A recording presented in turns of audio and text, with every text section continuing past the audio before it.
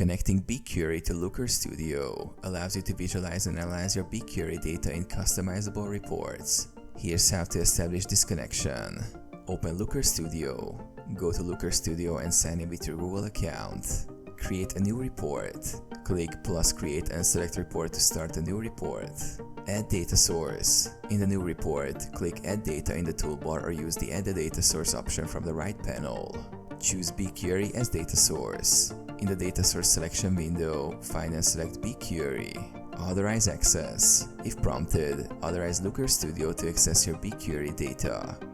You may need to log in and grant permissions. Select BigQuery project and dataset. Navigate through your Google Cloud projects to select the BigQuery dataset you want to use. Choose the specific table or view within the dataset. Connect and configure. Click Add to connect the data source. You can then configure your data, including setting up fields, dimensions, and metrics. Create visualizations. Once the data source is connected, use Looker Studio's tools to create charts, graphs, and other visualizations based on your BigQuery data.